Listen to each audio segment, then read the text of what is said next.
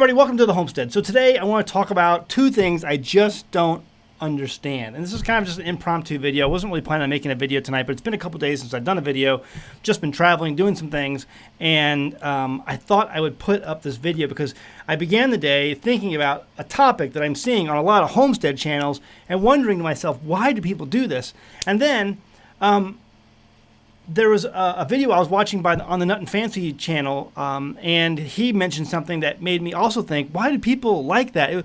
So two things tonight I don't understand. I'm in my office tonight, and I had the windows open and the curtains drawn. The curtains that I keep in my office are like sound-absorbing curtains, so it makes really good audio in the office when everything's closed up. But tonight, it's hot. We don't have AC in here, and so I've got the fan in the window. I've got the windows open. I got the curtains drawn open, and you can hear the crickets out at night, I'm sure, or the frogs and whatever else. So doing a little bit of an interesting video for you today or tonight.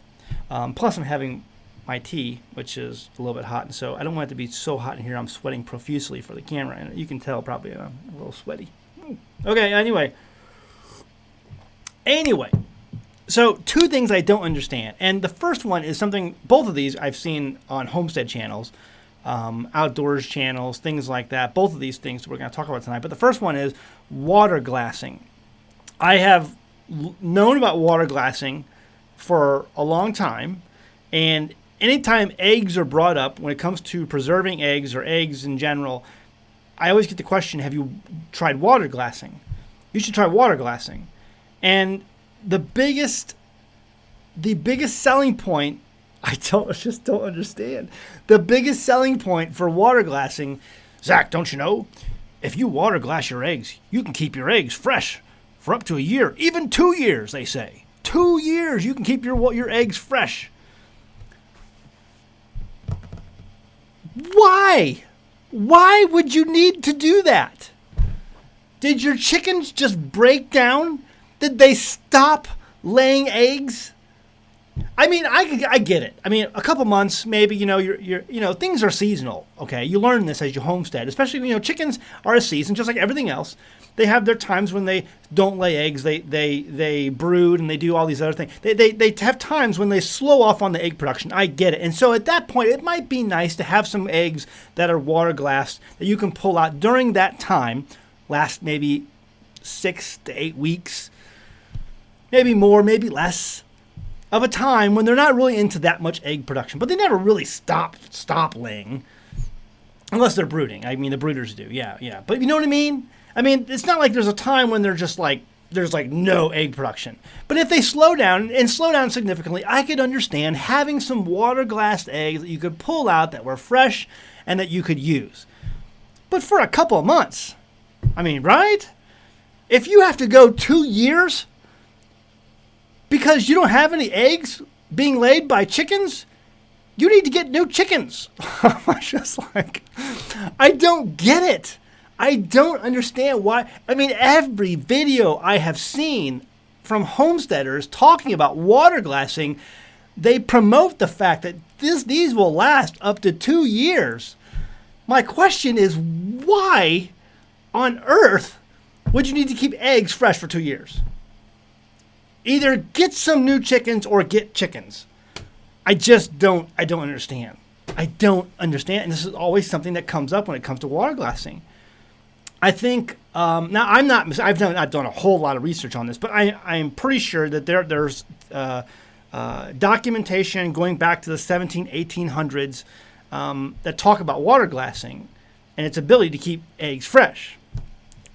Long before water glassing, now correct me if I'm wrong in the comments, but long before, I mean, dating back to the 1300s, 12th century, people were, pickling eggs. I think the oldest pickled egg place was called The Pickled Egg. It was in Charles I, King of England, used to go there or something like that. I mean, it was dating all the way back a long time ago. And he went there. He went to this pub called The Pickled Egg because he liked the pickled eggs being served with his alcohol. And so the king went to this pub called The Pickled Egg in London. And I'm assuming, I think it was dating back to the 15th century or 13th century. I don't know. But pickled eggs goes back a long way. And normally, so when people needed eggs, they wanted to have that protein, because really what they're concerned about is the protein content of their diet. they would basically pickle the eggs so that they'd have those during times when chickens would not be laying as much, having as much of a production period as they normally would. But 2 years? 2 years? Even a year, even 6 months. If your chickens haven't laid eggs in 6 months, you need to get new chickens. You need to get new chickens. I don't get it. I don't understand. There's the first thing I don't understand. I just don't get it. And so help me understand. Leave a comment below why you would need to have water glassed eggs that would last more than 6 months. 2 years? Let me know why I don't get this. Comment below. Second thing I don't understand. I was watching with my oldest son the Nut and Fancy channel, a channel I've been subscribed to for seems like eons, and I love his content, a lot of it. Sometimes he's gotten a little soft, I think, in his recent years.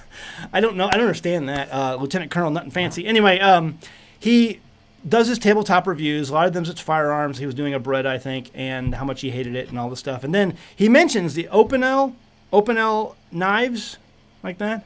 And he talks about how great they are and just how, wonderful. And yeah, they're a little high maintenance, but they're great knives and all this stuff. And someone gave this to me years and years ago, long before I was ever homesteading. And I don't remember who it was, so sorry about my finger there, I smashed my finger, so it's kind of unseemly. But anyway, nice bright red though. Anyway, I don't understand why people are such fans of these knives. Someone gave this to me years ago, and I think I put it in a bug out bag for a few years, just let it sit there. It was like a side knife where I just throw it in a bag and just let it, if I needed it to be there. It's a blade, basically. But people just rave about how good these knives are. And Nut and Fancy in the video was raving again about how great these knives are and how they're just great knives. And I don't get it. I don't understand what's so great about these things. And Joshua was like, he said, so what's so good about that knife? Because I mentioned, I was like, I don't like that knife. He's like, why not? I said, well, I've got one. I'll go get it and I'll show you. And you let me know what you think. He picked it up and he's like, first of all, it took him like a minute just to open it because it's hard to open. They are a little tough to open. So you got to open it up, okay? And you open it like that, and that's the knife right there. And then to lock it, you have to turn this thing right here. You have to manually turn it, and it's hard to turn. It's not easy to turn. To lock it so it doesn't fold back on you, right?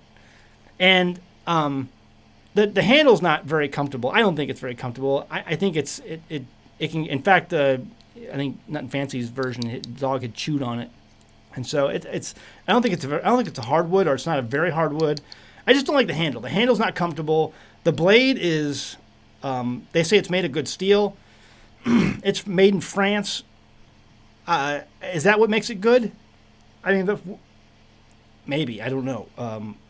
Maybe that's what it's called. I think it's called the Opinel Knives, but who never knows? It's French. It could be Opinier, or some kind of weird pronunciation. I went 2 years before I ever called Chipotle. I always called it Chipotles. Because I'm an American, I don't know how to pronounce stuff. But anyway, Opinel Knives, say that. I don't know how to pronounce it. It's French. But I don't see what's so great about these. They're not comfortable. They're hard to operate. They're not. It's not fun to hold. It doesn't feel comfortable. I just don't understand why these are so popular. But everywhere I go, I hear people rant and rave about these knives, and I've just never seen what the big deal is. In fact, I don't think I've ever sharpened this one. Maybe I have. Yeah, it looks like maybe I have at one point. Well, it looks like the tip is bent. I don't know if you can see that. The tip is. You see the tip is bent barely. So obviously, I don't know how I did that. You can do that with almost any knife. I'm known for carrying cheap knives. Okay, cheap knives work great. I think I have right now in my carry. It's a Gerber. It's a cheap Gerber. I think I found these for like, I don't know, $10 a piece online one time, and I've sharpened it. You can tell I've sharpened it a lot. Keep that sharp, and it's sharp. I've got a good sharpener, and I've learned how to use it. And so I use cheap knives. I don't know how expensive these are, but I think they're pretty expensive. Let me know in the comments below. I haven't looked it up recently, but this is the Opinel number 8, made in France. And so I guess because things made in Savoy, France, have to be expensive. I don't understand what the big deal about these knives are. I don't get it. Leave a comment below if you're an Opinel fan, and there's Opinel fans everywhere. I see people always talk about how great these knives are. I don't understand it. You have homesteaders, you have backpackers, you have people who just love to spend time in the field, outdoors, camping. They rant and rave about these knives. I don't get it. When I can take this, it's really quick to open, really quick to operate. I can operate with one hand, you know, and deploy it and put it back away with one hand. This thing, you cannot do that. I can't open this with one hand. I have to physically take two hands, use my fingernail if I have one, and open it up, and then lock it into place, because there's no way you could do that one-handed. And then to re-put it away, restow it, I have to unlock it, bend it back down, and then put it in my pocket. And there's no clip to put it in your pocket. You just have to put it in your pocket. There's no clip or anything like that. Tell me why these are superior to a $10 Gerber. I don't get it. I don't understand why someone would prefer this over a $10 Gerber. The steel is fine on this thing. I sharpen it, I keep it ready to go. It works fine, works great. And I can deploy it with one-handed. I don't understand. Water glassing, I don't understand. Opinel knives, I don't get it. Please, leave a comment below and let me know why I don't get it. I just don't.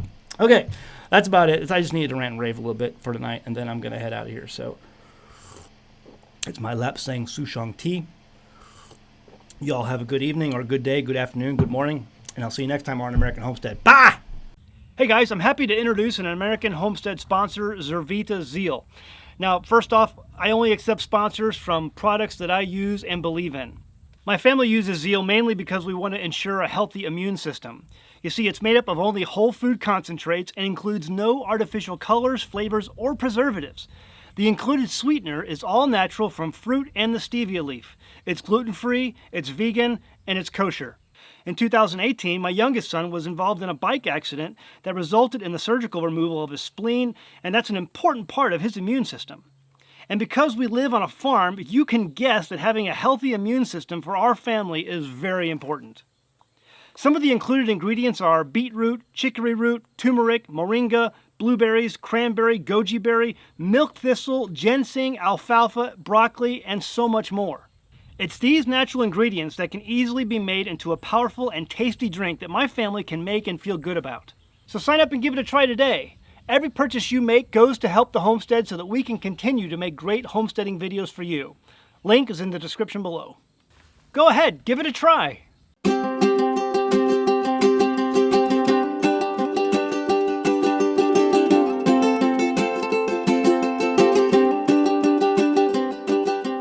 Hey guys, did you know you can become a patron of an American Homestead? They get access to private videos, and we send them gifts from the homestead that we make here on the homestead.